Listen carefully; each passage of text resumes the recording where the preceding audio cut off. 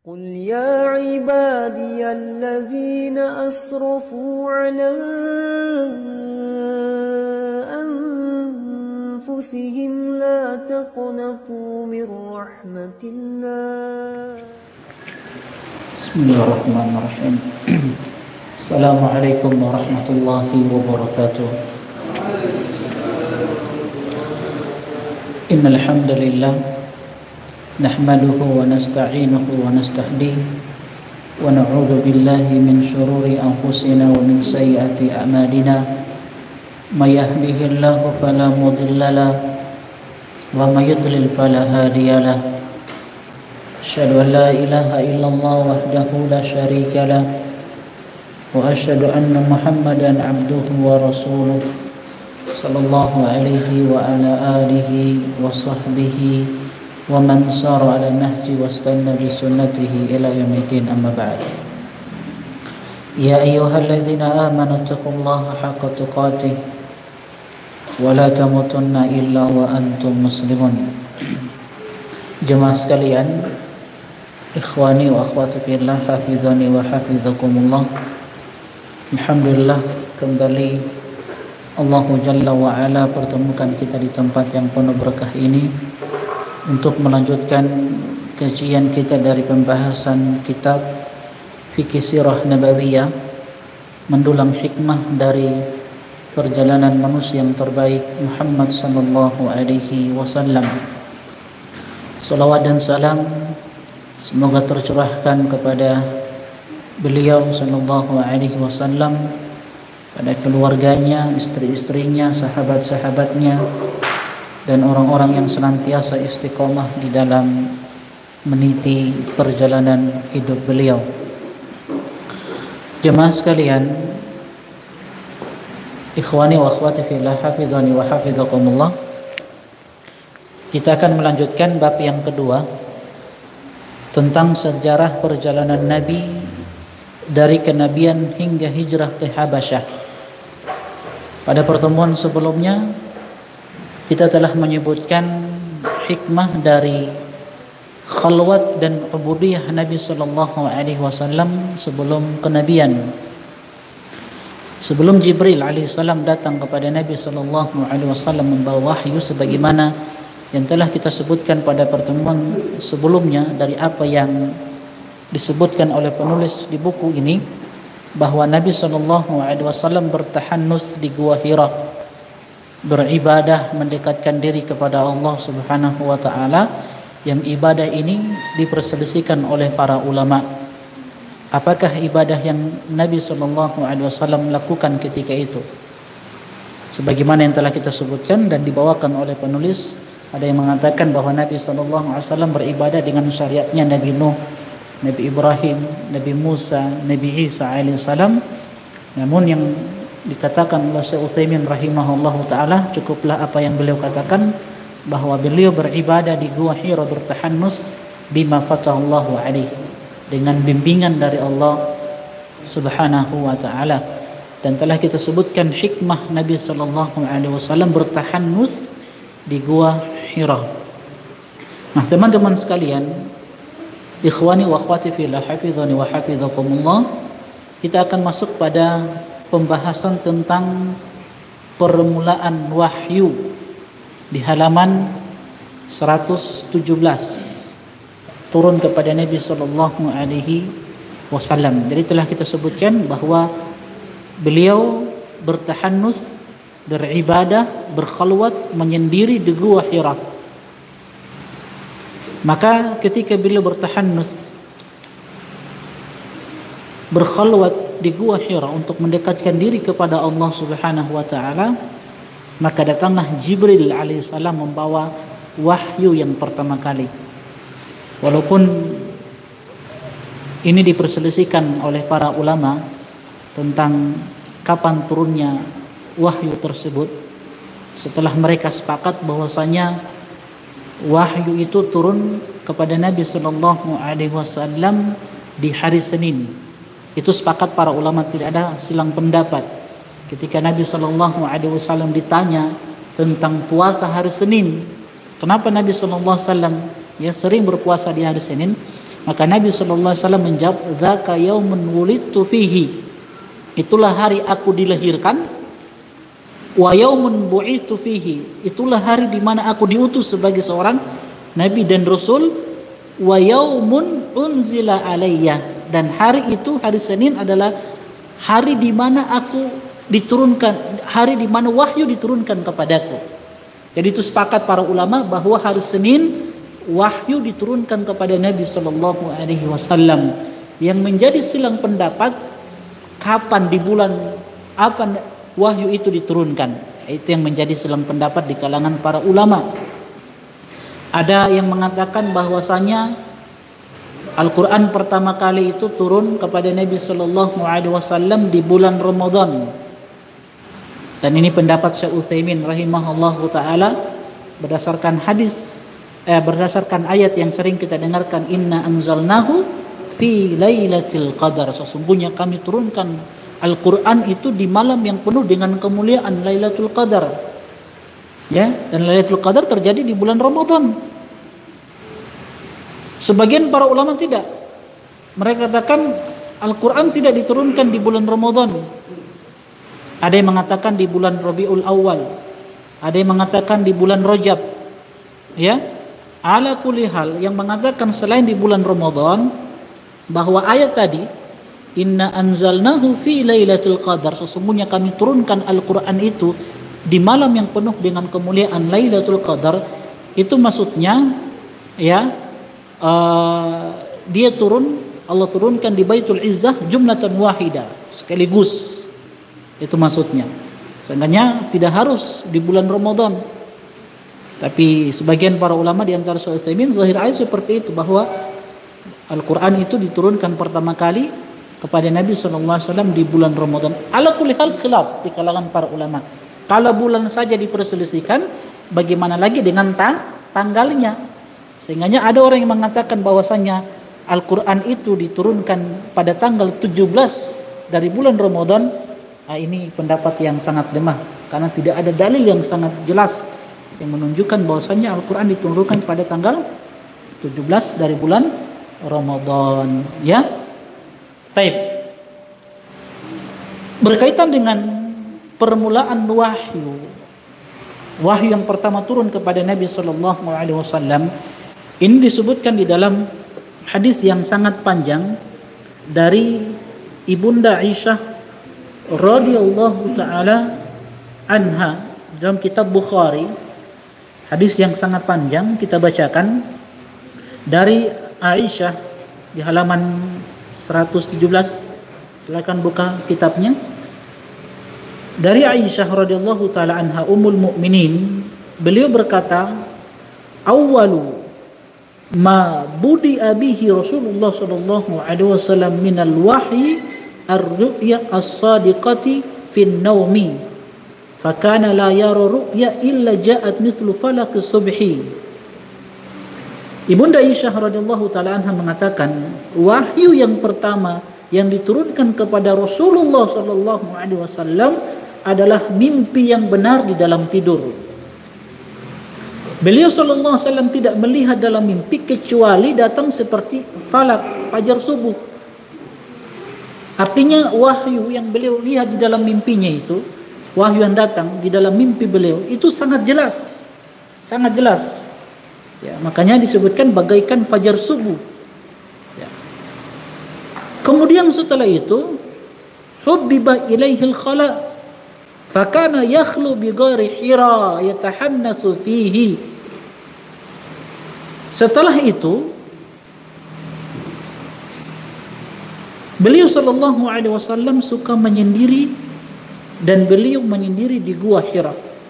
Beliau bertahanus, berkhalwat di dalamnya, bertafakur. Kita sudah sebutkan apa itu khalwat ya pada pertemuan sebelumnya. Ini sesuatu yang dianjurkan untuk senantiasa kita berkhalwat. Sesekali kita luangkan waktu untuk berkhalwat, kita menyendiri, bertafakur, muhasabah apa yang telah kita lakukan dari amalan-amalan, ya, apakah itu amalan yang bisa menyelamatkan kita, atau sebaliknya waliyadzubillah amalan-amalan yang menjerumuskan kita ke dalam kebinasaan. Beliau berkhalwat, bertahannuts di dalamnya, di Gua Hira, beribadah selama beberapa malam. Sebelum meninggalkan keluarganya, beliau membawa bekal. Kemudian kembali ke Khadijah radhiyallahu taala anha, kemudian membawa bekal lagi untuk berikutnya. Jadi yang mempersiapkan bekal beliau di Gua Hira adalah Khadijah radhiyallahu taala anha. Jadi beliau, Khadijah, yang siapkan bekal untuk Nabi sallallahu alaihi wasallam. Kemudian ini terus berulang hingga datanglah kebenaran dalam kondisi beliau sallallahu alaihi wasallam berada di Gua Hira. Datanglah kebenaran, Jibril alaihi salam datang kepada Nabi sallallahu alaihi wasallam. Malaikat datang kepada Nabi sallallahu alaihi wasallam dan berkata kepada Nabi sallallahu alaihi wasallam, "Iqra." Ketika beliau bertahannuts, lagi bertafakur, beribadah kepada Allah di Gua Hira sendiri, tiba-tiba sosok makhluk Allah yang belum pernah dilihat oleh Nabi sallallahu alaihi wasallam datang dengan wujud aslinya, mengatakan, "Iqra." Bacalah. Kemudian Nabi sallallahu alaihi wasallam mengatakan, "Ma ana biqari." Aku tidak bisa membaca. Ya. Fa akhadhani faqattani. Maka Nabi sallallahu alaihi wasallam kemudian mengatakan, dia Jibril memelukku hingga terasa sesak dadaku. Kemudian dia melepaskanku. Setelah itu dia mengatakan, "Iqra." Dia katakan kepada Nabi SAW, "Bacalah." Nabi katakan, "Ma ana biqari." Aku tidak bisa membaca. Kemudian kembali Jibril alaihissalam memeluk Nabi SAW yang kedua kalinya hingga terasa sesak di dalam dada Nabi SAW. Kemudian Jibril melepaskan kembali dan berkata, "Iqra." Bacalah. Nabi mengatakan sallallahu alaihi wasallam, "Ma ana biqari." Aku tidak bisa membaca. Kemudian kembali Jibril alaihissalam memeluk Nabi sallallahu alaihi wasallam yang ketiga kalinya, kemudian melepaskan beliau sallallahu alaihi wasallam dan beliau berkata, "Iqra bismi rabbikal ladzi khalaq, khalaqal insana min 'alaq, Iqra wa rabbukal akram, alladzi 'allama bil qalam, 'allamal insana ma lam ya'lam." 5 ayat yang pertama dari surat Al-Alaq.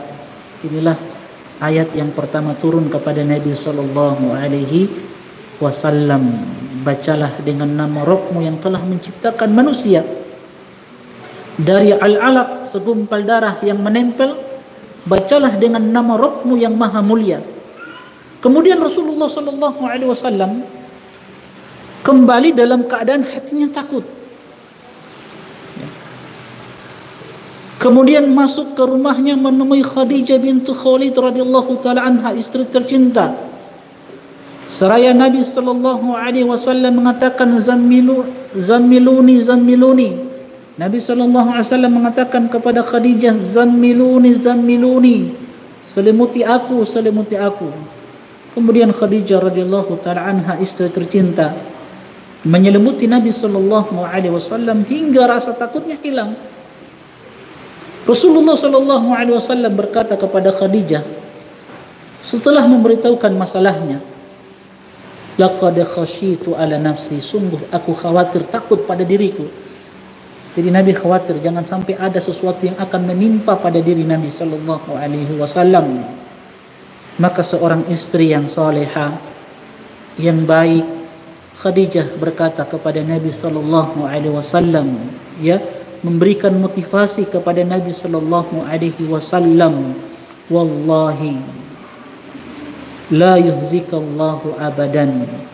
Wallahi innaka latasilur rahim wa tasduqul hadith wa tahmilul kalla wa taksibul ma'dum wa takri'udh dhaif wa tu'inu ala nawabil haq." Lihat ini motivasi Khadijah radhiyallahu taala anha kepada Nabi sallallahu alaihi wasallam yang ketika itu merasakan takut melihat sosok yang belum pernah dilihat oleh Nabi sallallahu alaihi wasallam. Ya, lantas Khadijah mengatakan sebuah nasihat yang indah, "Demi Allah, Dia Allah Subhanahu wa taala tidak akan menghinakan dirimu wahai suamiku." Kenapa? karena kamu adalah orang yang suka menyambung hubungan silaturahim, membantu orang lain, memberi orang yang tidak punya, memuliakan tamu yang datang, membantu orang-orang yang tertimpa musibah. Akhirnya Khadijah membawa Nabi SAW menemui Waraqah bin Naufal bin Asad Abdul Uzzah, anak paman dari Khadijah radhiyallahu taala anha. Dan Waraqah bin Naufal, ya, kita tahu seorang yang dia beragama Nasrani, masih dalam keadaan lurus, tidak melakukan penyimpangan, Ahnaf. Dan Waraqah ini Nabi SAW katakan, ra'aitu lahu jannatan au jannataini. Beliau pernah mengatakan, la tasubbu Waraqah, jangan pernah kalian caci maki Waraqah bin Naufal, sebab dia orang yang pertama beriman kepada Nabi SAW sebelum Nabi berdakwah. Kalau setelah berdakwah, yang beriman pertama kali dari laki-laki siapa? Yang membenarkan wahyu, yang membenarkan apa yang dibawa oleh Nabi siapa? Abu Bakar. Tapi sebelum dapat wahyu, sebelum perlu berdakwah, ada perintah untuk berdakwah, maka orang yang pertama beriman, yang mengimani apa yang dibawa oleh Nabi adalah Waraqah bin Naufal, anak paman dari Khadijah radhiyallahu taala anha. Makanya dikatakan, la tasubbu Waraqah, jangan cela Waraqah. Kenapa? Fa inni ra'aitu lahu jannatan au jannatain, karena aku melihat Waraqah itu diberikan surga atau dua surga oleh Allah Subhanahu wa taala. Dia adalah penduduk surga, ya, karena beriman kepada apa yang dibawa oleh Nabi sallallahu alaihi wasallam. Jadi Khadijah membawa Nabi sallallahu alaihi wasallam menemui anak paman beliau, Waraqah bin Naufal, seorang penganut agama Nasrani pada zaman jahiliyah. Cuma beliau tidak melakukan penyimpangan-penyimpangan. Ya, seorang penganut agama Nasrani pada zaman jahiliyah, dia bisa menulis dengan bahasa Ibrani, menulis Injil dengan bahasa Ibrani yang sesuai dengan kehendak Allah Subhanahu wa taala. Pada waktu itu usianya telah lanjut dan matanya sudah tua. Sudah tua Waraqah ini. Khadijah berkata kepadanya, wahai anak pamanku, dengarkanlah perkataan dari anak saudaramu. Waraqah bertanya kepada Nabi SAW, ya bana akhi, wahai anak saudaraku, apa yang engkau telah lihat? Maka Rasulullah SAW memberitahukannya apa yang beliau telah alami di Gua Hira. Setelah Waraqah mendengarkan penuturan beliau SAW, beliau berkata, hada namus, inilah namus. Namus itu Jibril alaihissalam yang Allah turunkan kepada Musa alaihissalam. Alangkah indahnya bila saya masih muda ketika itu, andai saja aku masih hidup saat kaummu mengeluarkanmu dari kampung halamanmu. Disitulah Rasulullah SAW bertanya, awa mukhrijiyahum, apakah mereka akan keluarkan aku dari kampungku? Di dalam riwayat lain, ketika Nabi SAW mengabarkan tentang apa yang dilihat oleh beliau dari Jibril yang membawa wahyu kepada beliau SAW dan diceritakan kepada Waraqah, maka Waraqah katakan, itulah Jibril yang Allah utus kepada Nabi Musa alaihissalam, dan sungguh kaummu akan mendustakannya, latukadzibuhu latu'dhihi wa tukhrijuhu. Tiga perkara ini yang akan didapati oleh Nabi ini, maksudnya Rasulullah SAW. Kaumnya akan mendustakannya, kemudian akan menyakiti, dan yang ketiga akan mengusir beliau dari kampung halamannya. Nah, dua ini, pertama Waraqah katakan kaumnya akan mendustakan dia. Nabi tidak kasih komentar. Yang kedua, kaumnya akan menyakitinya. Nabi pun tidak kasih komentar. Tapi ketika Waraqah mengatakan kaumnya akan mengusir dia dari negerinya, lantas Nabi SAW kasih komentar, amukhrijiyahum, apakah mereka akan mengeluarkan aku dari negeriku?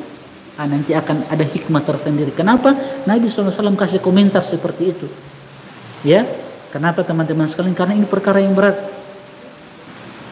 Perkara yang berat ketika seseorang itu diusir dari kampung halamannya, tempat dia dilahirkan, dibesarkan, keluarganya di situ. Lantas orang-orang mengeluarkan dia dari kampung halamannya, itu berat.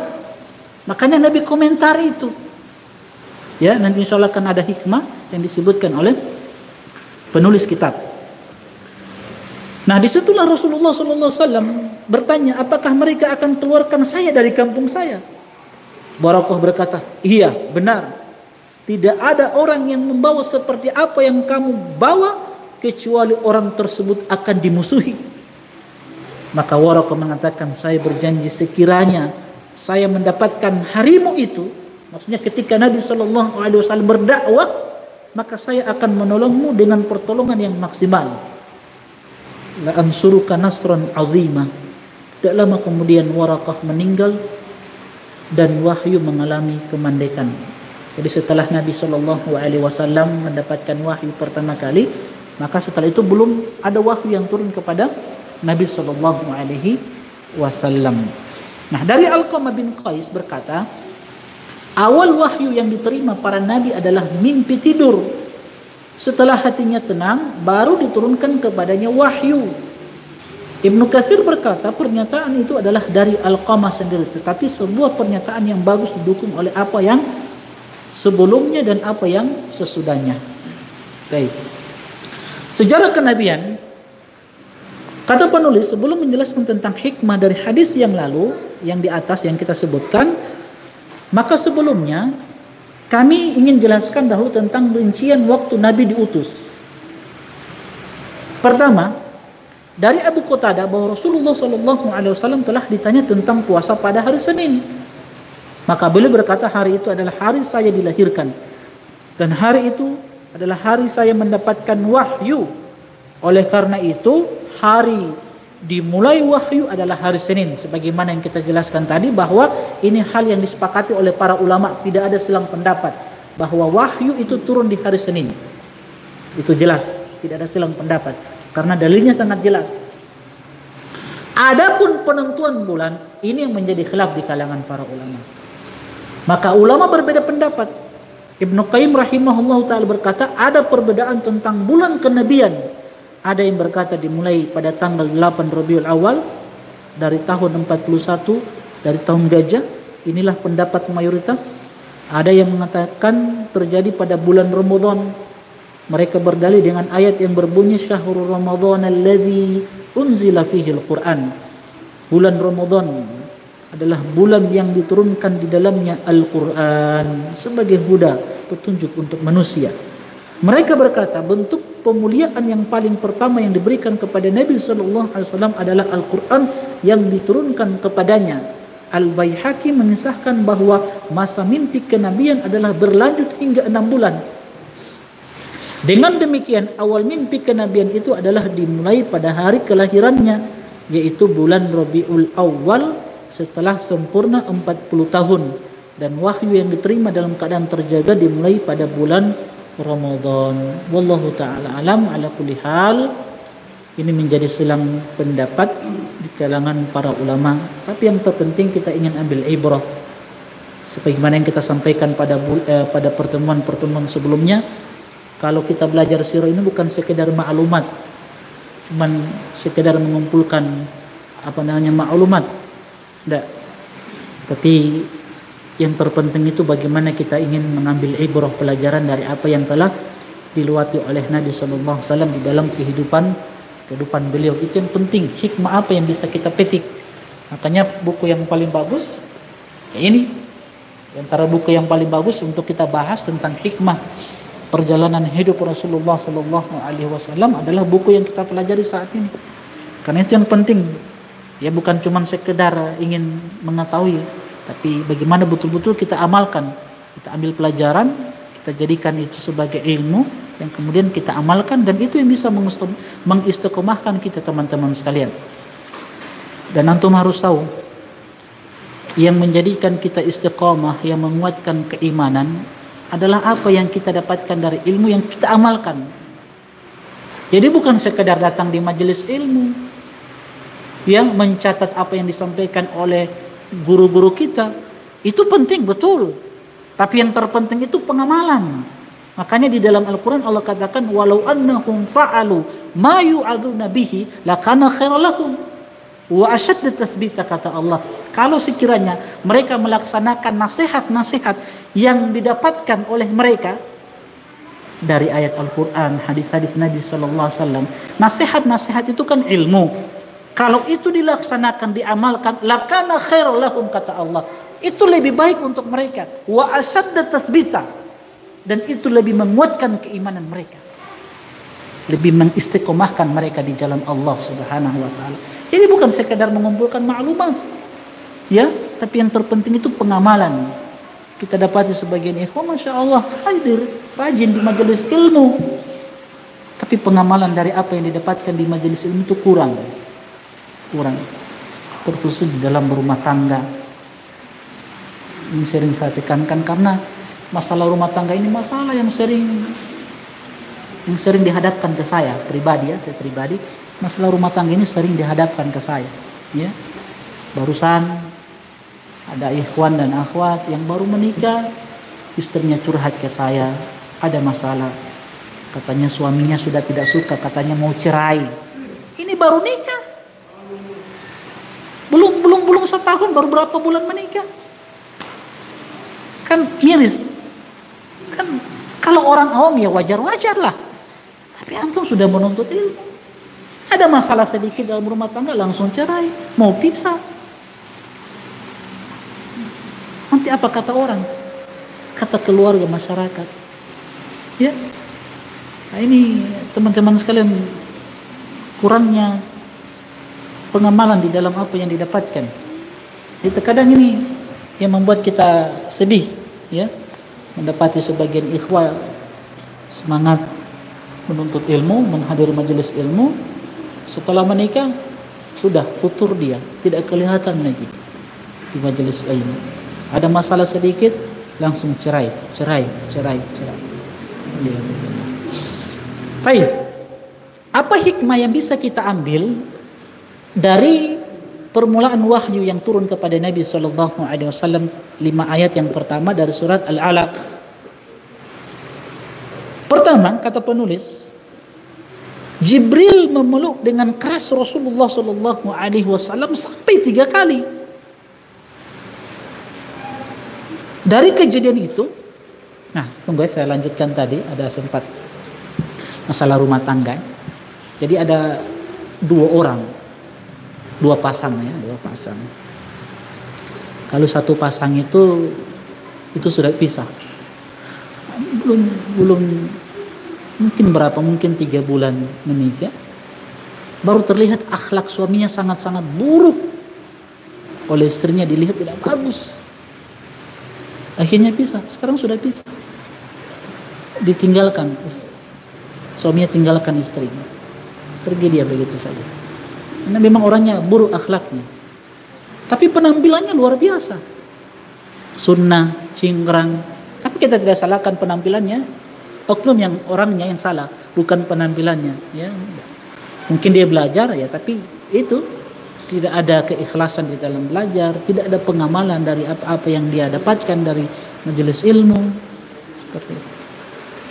Akhirnya istrinya sekarang futur sekarang, sudah tidak menghadiri majelis ilmu.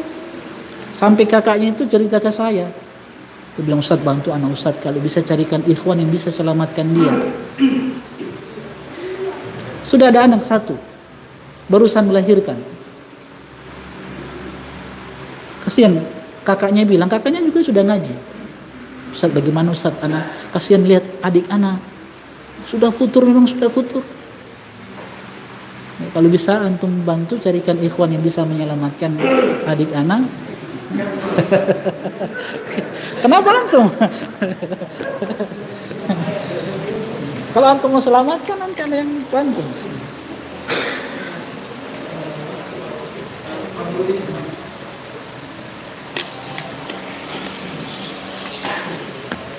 Iya, betul, terjadi, seperti terjadi. Banyak akhwat juga kalau mau pilih ikhwannya, ya betul-betul, ya, Jangan terkecoh dengan penampilannya juga. Cari tahu bagaimana akhlak dia, muamalah dia, ya. Memang betul-betul cari tahu bagaimana orangnya. Supaya kenapa?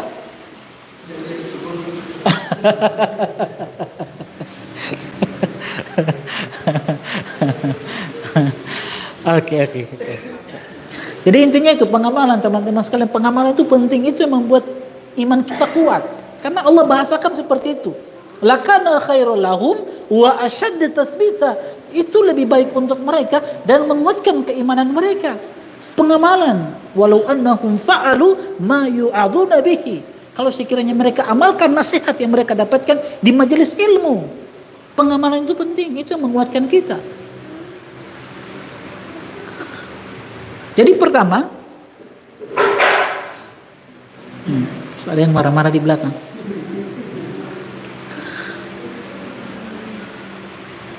Hikmah yang pertama, Jibril memeluk dengan keras Rasulullah SAW sampai 3 kali. Kita lanjut sedikit sampai anak terus terang anak pribadi sampai sekarang ini lagi istilahnya trauma juga ini, mau bantu ikhwan, mau ta'aruf. Itu kadang lihat seperti itu. Sudah dibantukan, carikan akhwat yang soleha. Ada masalah sedikit, cerai. Pergi kau sama orang tuamu. Sedih sekali saya makanya saya trauma ini mau bantu ikhwan, mau ta'aruf. Cari sendiri akhwat. Gitu tuh. Ya?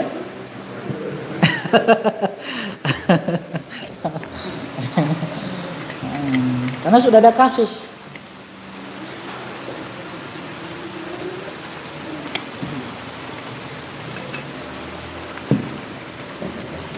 Makanya akhwat ya, cari ikhwan yang memang sudah betul-betul ya, memang sudah terbukti, sudah teruji ya kemampuan dia di dalam rumah tangga. Nah, itu maksudnya.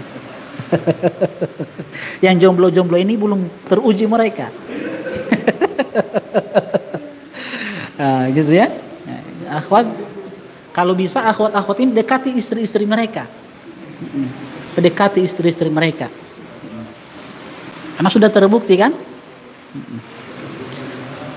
Artinya yang sudah berumah tangga, yang rumah tangganya sudah 5 tahun, 6 tahun. Pertama, Jibril alaihissalam, belum ada ini? Belum ya? Belum. Jibril alaihissalam memeluk dengan keras Rasulullah sallallahu alaihi wasallam sampai 3 kali.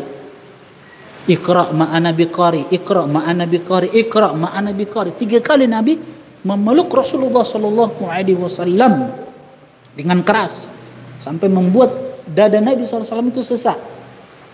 Dari kejadian itu, Shuraih Al-Qadhi mengambil kesimpulan bahwa seorang tidak boleh memukul anak untuk belajar Al-Quran lebih dari 3 kali.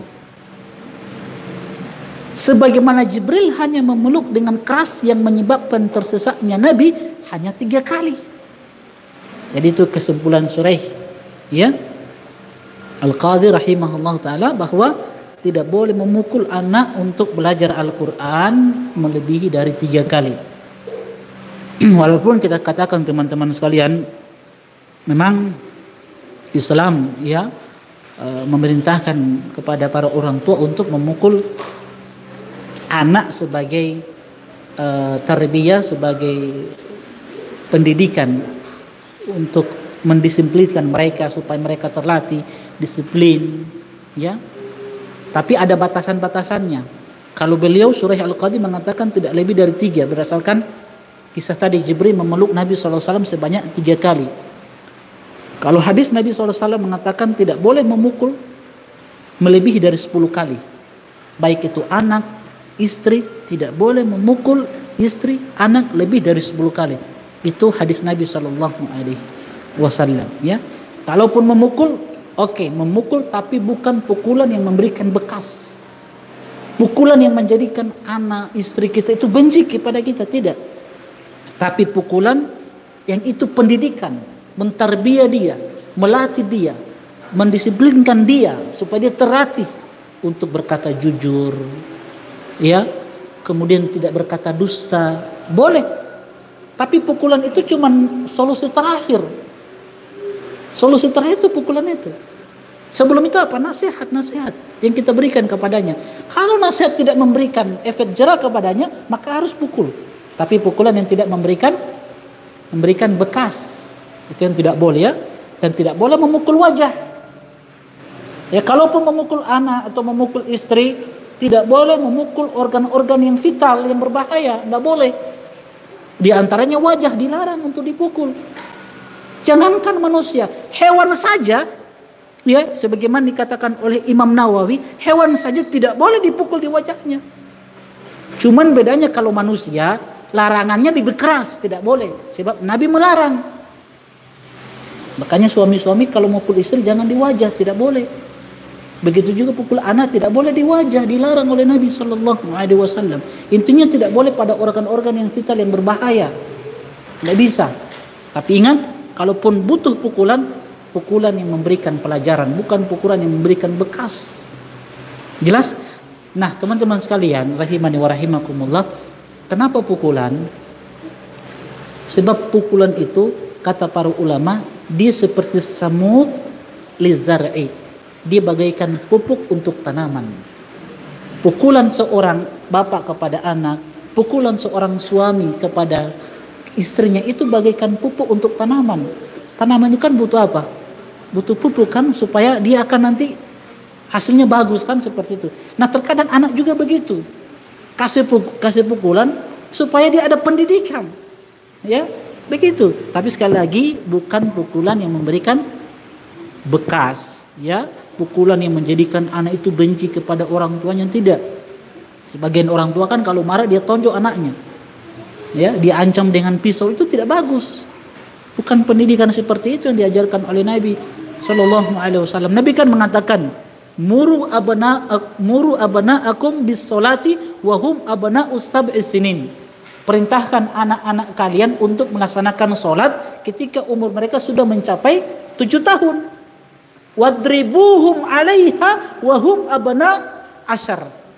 Dan pukul anak-anak kalian kalau sekiranya di umur 10 tahun mereka tidak melaksanakan sholat. Nabi perintahkan untuk dipukul. Tapi sekali lagi itu solusi yang terakhir. Ada solusi lain. Pertama, nasihat atau boikot anak kita, jangan kasih dia sesuatu yang dia sukai. Nanti pukulan itu terakhir, ya. Jangan main pukul juga, ya, main tonjok, ya. Apalagi antum baru belajar kungfu atau karate, antum jadikan dia sebagai bahan percobaan. Apalagi istri, jangan pernah pukul wajahnya, jangan. Kalau mau pukul istri, pukulan yang lembut, pukulan yang membuat dia cinta sama antum. Dia tidak akan lupakan pukulan tersebut. Kira-kira pukulan seperti apa itu? Kalau antum pukul dia semakin cinta sama antum. Tapi insyaallah kita lanjut setelah adzan dikumandangkan. Bismillahirrahmanirrahim. Jemaah sekalian, ikhwani wa akhwati fillah, hafizani wa hafizakumullah. Jadi ini hikmah yang pertama, bahwa kata Syuraih Al-Qadhi, tidak boleh seseorang itu memukul anak untuk belajar Al-Quran lebih dari 3 kali. Sebagaimana Jibril hanya memeluk dengan keras yang menyebabkan Nabi SAW tersesat hanya 3 kali. Jadi sesuatu yang disyariatkan, ya, memukul itu. Tapi sekali lagi kita ingatkan bahwa pukulan yang tidak memberikan bekas, ya, pukulan sebagai bentuk pendidikan supaya betul-betul anak itu belajar disiplin dan semisalnya. Dan ini telah dipraktikkan oleh kaum salaf terdahulu, sebagaimana perkataan Imam Ibrahim An-Nakhai rahimahullahu taala, karena salaf memukul kami ketika kami masih kecil, karena persaksian dan perjanjian yang kami lakukan. Tidak lain demikian, karena Mereka ingin mengajarkan kepada kami untuk menghargai sebuah perjanjian dan persaksian, supaya betul-betul kita terlatih untuk jujur, tidak dusta. Itu tujuannya ya, untuk sebuah kemaslahatan. Hikmah yang kedua, kata penulis di halaman 120, ilmu adalah simbol atau inti dari agama ini. Wahyu dimulai dengan kata Iqra, bacalah. Dengan demikian setiap muslim dituntut untuk membaca dan menganalisa, untuk mengamalkan taujih Rabbani, arahan ilahi yang mengawali wahyu yang diturunkan kepada Nabi Muhammad sallallahu alaihi wasallam. Jadi kita dituntut untuk apa? Membaca dan menganalisa. Kenapa Allah mulai ayatnya dengan kata-kata Iqra, bacalah, supaya dari bacaan itu kita bisa mengenal perintah-perintah Allah, kita bisa mengenal larangan-larangan Allah Subhanahu wa taala. Yang perintah itu kita kerjakan, kita laksanakan, larangan kita tinggalkan. Itu kenapa Allah awali dengan Iqra, bacalah. Dan dia adalah ilmu. Sebab itu akan membawa seseorang kepada kemuliaan. Dengan membaca, menganalisa, dia bisa mengenal hukum-hukum Allah Subhanahu wa taala, yang dengan itu dia bisa mendekatkan diri kepada Allah Subhanahu wa taala dengan meninggalkan perkara-perkara yang diharamkan, dan itu yang akan membawa kemuliaan, membawa derajat dia mulia di sisi Allah Subhanahu wa taala.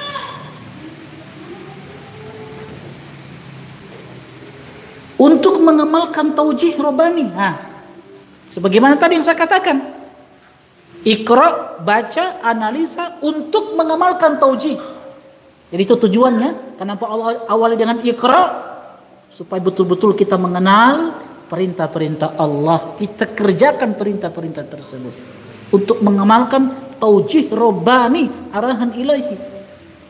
Karena itu inti agama kita yang tadi saya sebutkan, yang menjadikan keimanan kita kuat, yang menjadikan kita istiqomah. Dengan apa? Dengan mengamalkan apa yang Allah Subhanahu wa taala perintahkan kepada kita.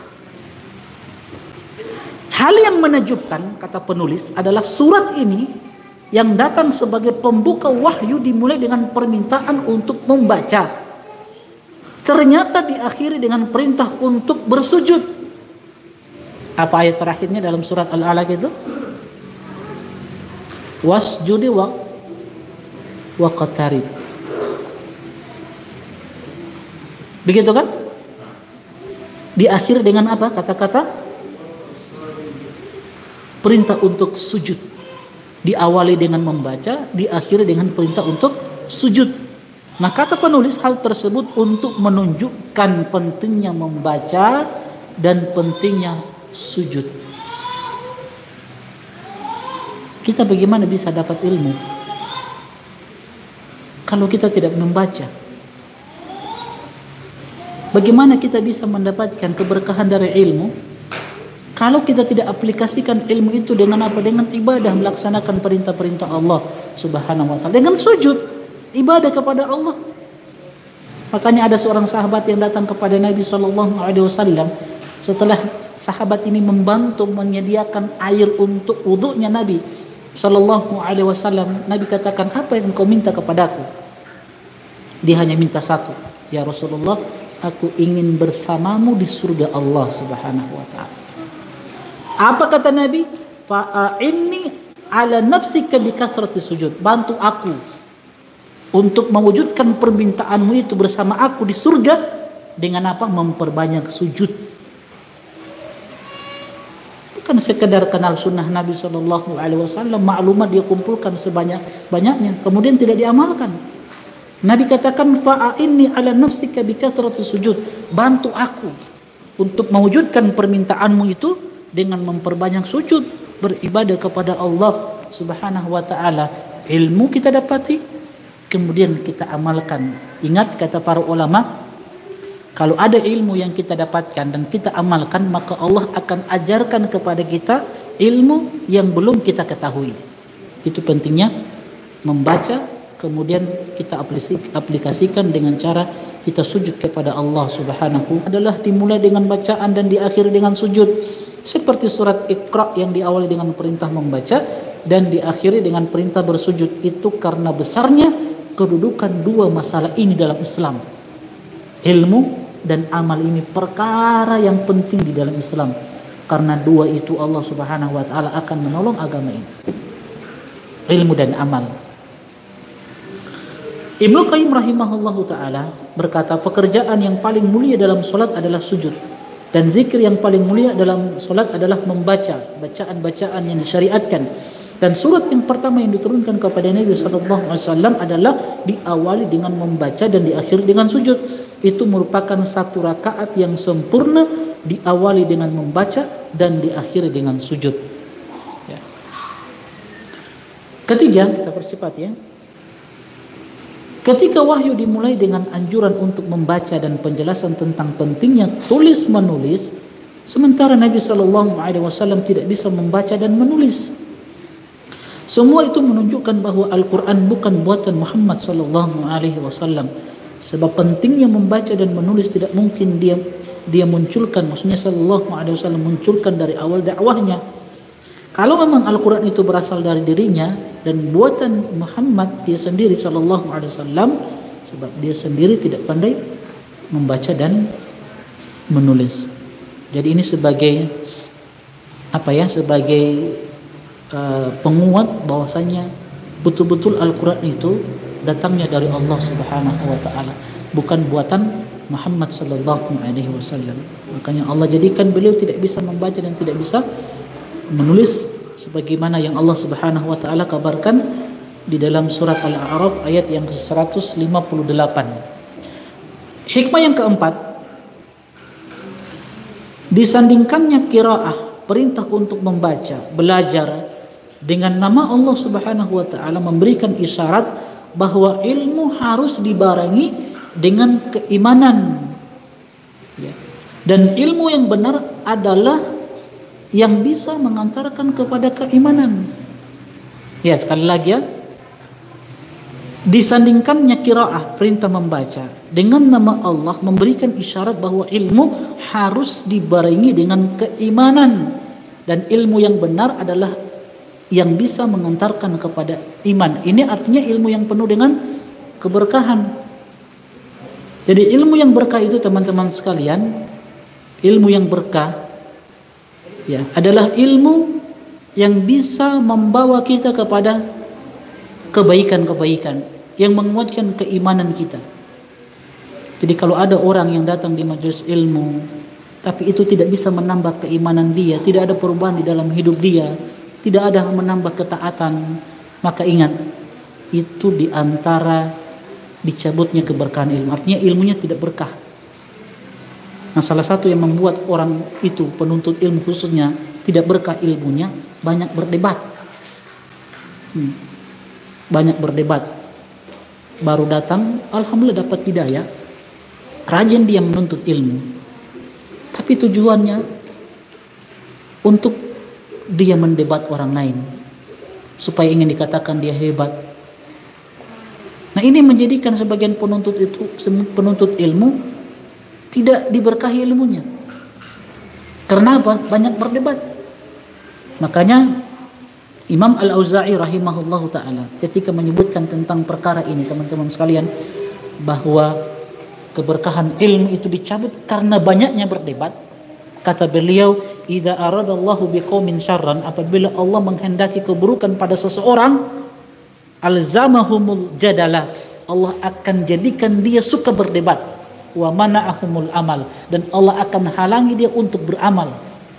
Karena memang tanda dicabutnya berkah, tanda keberkahan itu dicabut dari ilmu, keberkahan ilmu dicabut dari seseorang itu tidak beramal dan suka berdebat. Ya, suka berdebat. Akhirnya keberkahan ilmu dicabut. Walaupun kita katakan teman-teman sekalian, perdebatan itu tidak secara mutlak dilarang toh.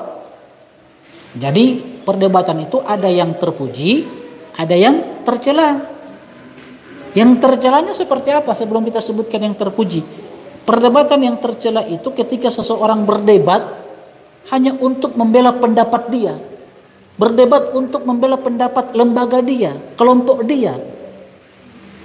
Itu yang tercela, tidak bagus. Atau membela sebuah kebatilan. Itu perdebatan yang tercela.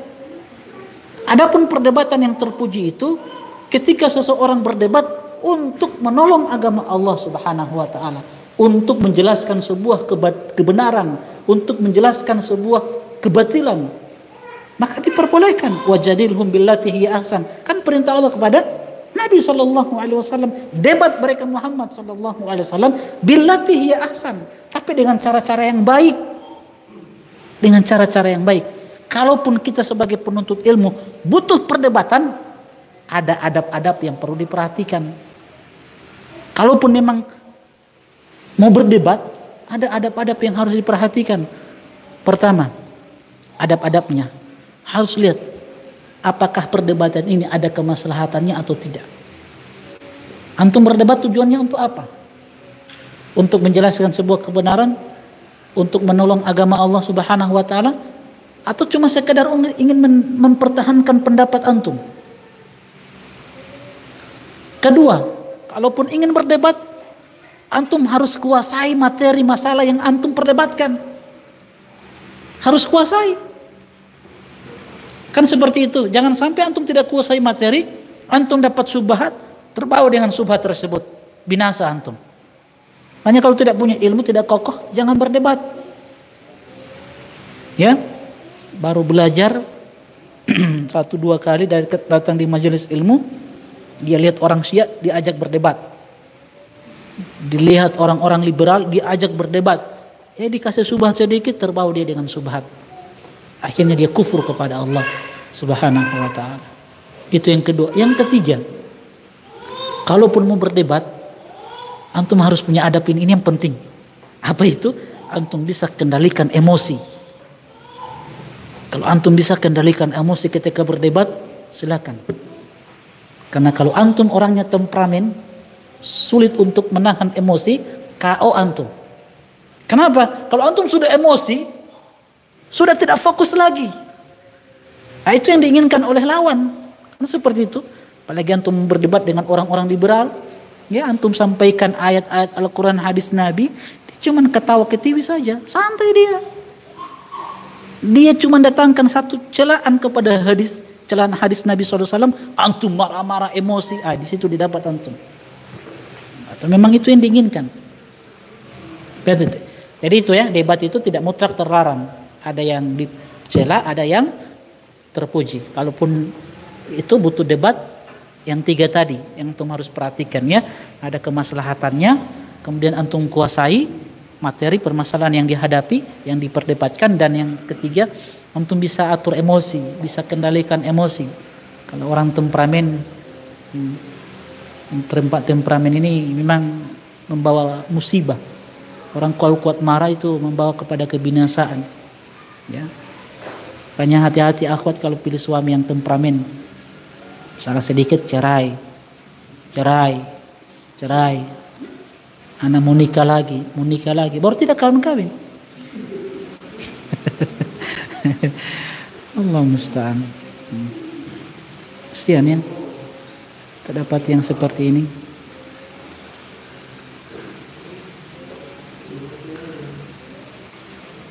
Apa tadi? Yang keberapa sekarang? Yang kelima.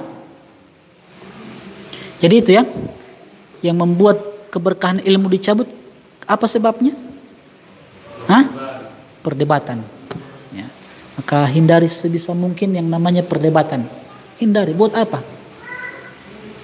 Kalau ada orang yang berhak untuk berdebat, sudah berikan dia yang layak untuk berdebat. Antum belajar saja. Nggak usah. Yang kelima, masih banyak ini. 6, 7, 8, 9, 10, 11, masih banyak. Yang kelima, hikmah yang kelima,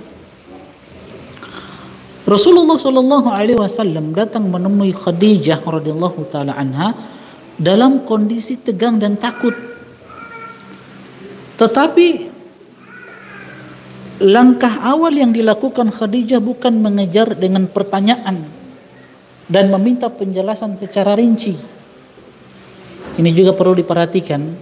Ini nasihat untuk ummahat. Hikmah kelima ini nasihat untuk ummahat. Ambil pelajaran dari kisah Khadijah ini ummahat.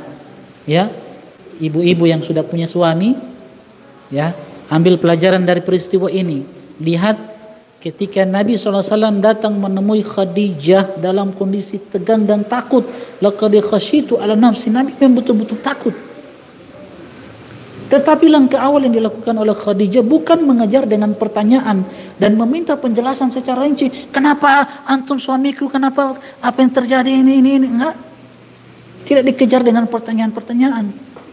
Jadi kalau ada suami pulang dari kerjaannya, dari luar rumah, datang kemudian tiba-tiba dia ketakutan, ya, mungkin dia lihat hantu.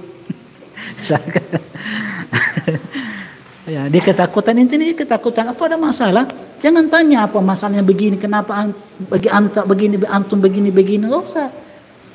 Kasih tenang dulu dia. Ya, kasih tenang. Jangan kejar dengan pertanyaan-pertanyaan. Tetapi langkah pertama, paling pertama yang dilakukan adalah menenangkannya. Buat dia dulu tenang. Kalau dia datang suami, mungkin ada masalah dengan temannya, teman kantor, dia marah-marah, wajahnya mungkin sudah merah. Ya, jangan kejar dengan pertanyaan. Anti peluk dia, kasih ciuman, supaya dia tenang. Kasih tenang dulu dia. Siapkan makanan, minuman, tenang dia. Nah, saat itu baru diskusi. Tanya apa yang terjadi, kasih nasihat. Itu. Iya. Kalau dia ada masalah di luar, dia tiba di rumah itu, peluk dulu dia. Ya, peluk, kasih ciuman dia. Kan begitu. Apalagi pada saat anti buka pintu, dia masuk dalam rumah, anti sudah dengan penampilan yang wow kan? Ya, sudah setengah telanjang, Masya Allah. Iya, betul ini. Antum peluk dia, sudah hilang marah-marahnya, itu hilang. Emosinya hilang. Ya, dengan penampilan yang luar biasa, dengan wangi yang Masya Allah. Jangan kejar dengan pertanyaan. Anti dihantam dia sampai dia dimakan sama suami. Apalagi orang yang sedang kaget tidak pantas ditanyai. Ya, lihat kata penulis, orang yang sedang kaget, ketakutan, tidak pantas ditanyai sesuatu hingga hilang ketakutannya. Ya. Imam Malik berkata, dari peristiwa ini beliau katakan orang yang ketakutan tidak sah jual belinya. Lihat, Masya Allah ya. Inilah kehebatan para ulama kita. Dari sebuah peristiwa diambil istinbat sebuah hukum. Sama dengan tadi surah Al-Qadi katakan, memukul itu tidak boleh lebih dari 3 kali. Diambil dari kisah tadi Jibril memeluk Nabi. Imam Malik katakan orang yang ketakutan tidak sah jual belinya. Tidak sah. Ya, karena dia tidak fokus. Kan seperti itu. Tidak fokus. Karena bisa jadi dia tidak ridho. Karena salah satu syarat sah jual beli itu adalah taradhi, saling ridho kan. Begitu antara penjual dan pembeli. Yang tidak sah itu orang yang gila, majnun, gila, anak yang belum balik. Itu tidak sah jual beli mereka. Misalkan ada anak kecil yang baru umur misalkan 2 tahun atau 3 tahun. 3 tahun sudah bisa ini, so bisa berbicara ya, so bisa ya, so bisa bercerita ya, 3 tahun ya. Taruhlah 4 tahun umurnya, tiba-tiba dia datang ketemu antum, dia bilang rumah ini anak jual sama antum. Dia mau sertifikat rumah, dia bilang rumah ini anak jual sama antum. Itu tidak sah jual belinya. Atau motor bapaknya, handphone bapaknya diambil, dijual sama antum. Dia jual misalkan 500.000, baru yang dijual iPhone lagi, iPhone yang terbaru misalkan. Itu tidak sah jual belinya.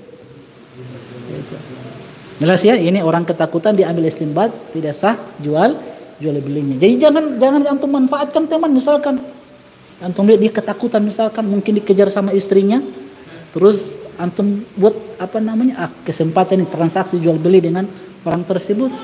Boleh ya, ini kata Imam Malik tidak sah jual belinya. Oke, sudah cukup ya. Oke, nanti insyaallah kita lanjutkan pada pertemuan selanjutnya insyaallah.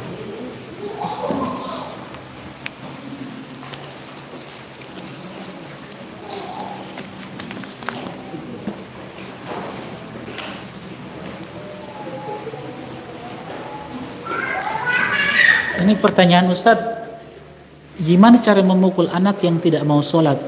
Apakah jumlah memukulnya sebanyak 3 kali juga? Dan bisakah memukul dibarengi dengan suara keras, yaitu marah-marah? Iya, tadi kita sudah sebutkan kalau surah Al-Qadi mengatakan dari kesimpulan kisah Jibril alaihissalam yang memeluk Nabi, itu tidak boleh memukul lebih dari 3 kali. Tapi kalau kita melihat hadis Nabi, Nabi melarang memukul seseorang itu lebih dari 10 kali. Itu tidak boleh. Baik pukul anak, pukul istri, tidak boleh lebih dari 10 kali. Kalaupun memukul, ingat, sekali lagi kita ingatkan, pukulan yang tidak memberikan bekas. Pukulan yang kalau kita pukul itu akan menanamkan kebencian pada diri anak kepada kita. Tidak boleh. Ya. Nah, bagaimana kalau memukul dibarengi dengan suara keras, yaitu marah-marah? Syekh bin Baz katakan, terkadang suara keras itu dibutuhkan untuk mendidik anak. Boleh. Tapi tidak boleh dengan bahasa-bahasa yang kasar. Ya, antum sebut semua nama binatang di kebun binatang. Jangan juga, tidak boleh begitu. Suara keras, tapi jangan cacian, makian, tidak boleh. Karena itu akan direkam oleh anak dan akan diikuti oleh anak. Sesekali Syekh bin Baz mengatakan boleh dengan suara keras. Boleh. Kalau itu memberikan efek jerak kepada si anak. Ya.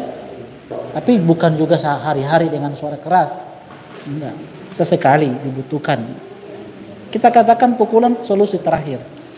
Dia bukan solusi awal tapi solusi terakhir, ya. Allahu taala alam. Bismillah Ustaz, apakah hukum ikut BPJS? Ya, kalau BPJS yang berbayar itu jelas-jelas riba, tidak boleh. Kalau yang berbayar, yang apa itu namanya, yang premi per bulan, yang mandiri, itu tidak boleh. Itu jelas-jelas riba. Yang diperbolehkan itu yang dari pemerintah, bantuan pemerintah, ya, untuk orang-orang miskin, itu tidak mengapa, ya, itu tidak mengapa. Ya, kecuali untuk sebuah hajat darurat, ya boleh kita daftarkan kalau bisa seperti itu, yang mandiri itu. Kalau memang sudah tidak ada yang bisa lagi, kita sudah tidak punya biaya untuk membantu misalkan pengobatan anak yang sakit, istri yang sakit, yang mau melahirkan, bantuan dari pemerintah tidak ada, ya sudah. Soalnya tidak mengapa kita daftarkan seperti itu. Tapi yang jelas kalau yang namanya mandiri tidak bisa, itu riba, ya, tidak boleh. Wallahu taala alam. Makanya saya pernah sampaikan, bagusnya kita itu punya kas sendiri, yang dari kas itu kita bisa juga simpan pinjam, atau dari kas itu kalau lebih kita bisa berikan bantuan kepada orang-orang yang membutuhkan dari teman-teman ikhwan. Saya pernah buat program itu namanya kotak tabarruk. Dia jalan alhamdulillah kemarin, cuman qadarullah sekarang sudah tidak jalan lagi. Alhamdulillah pesertanya itu hampir 100 orang, ikhwan-ikhwan semua. Jadi ketentuannya itu di program kotak tabarruk yang saya buat ini, jadi ikhwan peserta itu dia memberikan infak setiap bulannya. Kita tentukan batasannya itu minimalnya 20.000 diberikan setiap bulannya. Ketika antum memberikan dengan niat itu infak, jadi ada pengurusnya, ada panitianya, itu antum berikan setiap bulan itu 20.000 misalkan. Atau kalau mau lebih tidak mengapa. Tapi ketentuan yang kita buat kemarin itu minimalnya 20.000. Kalau antum mau kasih 50 silakan, itu hak antum karena sifatnya infak. Nah, kalau itu terkumpul misalkan setiap bulannya taruhlah 50.000. Oke, kita tentukan 50.000 setiap peserta. Kalau setiap bulannya berapa kalau 100 orang? Hah? 5 juta kan? 5 juta. Nah, yang sakit ini kan tidak mungkin toh setiap hari toh. Nggak mungkin. Bayangkan kalau misalkan program ini berjalan 4 bulan, sudah berapa juta yang terkumpul di kotak itu, di kas itu. Nah, kalau ada yang sakit dari peserta, kita ambil uangnya, berapa yang dibutuhkan untuk pembiayaan, pengobatan, kita kasih. Misalkan dia butuh misalkan 1 juta, kita ambil 1 juta, kita kasih ke dia. Beri bukan dengan sifat pinjaman, tidak, kasih ke dia. Gitu. Dan kita berikan juga kepada orang lain yang bukan peserta, tapi kita dahulukan peserta program ini yang kita prioritaskan mereka. Kalau misalkan ada ikhwan yang bukan peserta, dia sakit, kalau kita lihat uang kas ini lebih, bisa kita bantu. Berapa yang dibutuhkan, misalkan 2 juta yang dibutuhkan, kalau memang operasi besar 2 juta, ya sudah kita kasih 2 juta. Kalau punya kelebihan dikasih itu. Apalagi misalkan kalau dikasih itu, kalau misalkan sudah 20 juta, 50 juta, kan luar biasa. Jadi ketika kita berikan setiap bulannya dengan niat infak. Jangan harapkan antum mau ambil ulang itu uang, tidak. Atau antum kasih, mudah-mudahan anak sakit, anak dapat bantuan. Bukan begitu juga toh. Kalaupun dapat sakit, ya kita kasih bantuan dari uang itu. Gitu. Cuman qadarullah kemarin, ya sampai sekarang programnya sudah tidak jalan lagi. Padahal kemarin terbantukan ikhwan-ikhwan yang sakit, kita ambil dari kotak ini.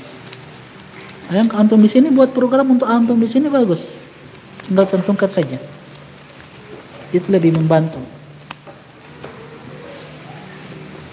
Ya, Allah taala alam, ini saja yang dapat kita sampaikan. Mudah-mudahan Allah Subhanahu wa taala terus memberikan kekuatan dan semangat serta istiqomah kepada kita semua untuk senantiasa belajar sunnah-sunnah Nabi sallallahu alaihi wasallam.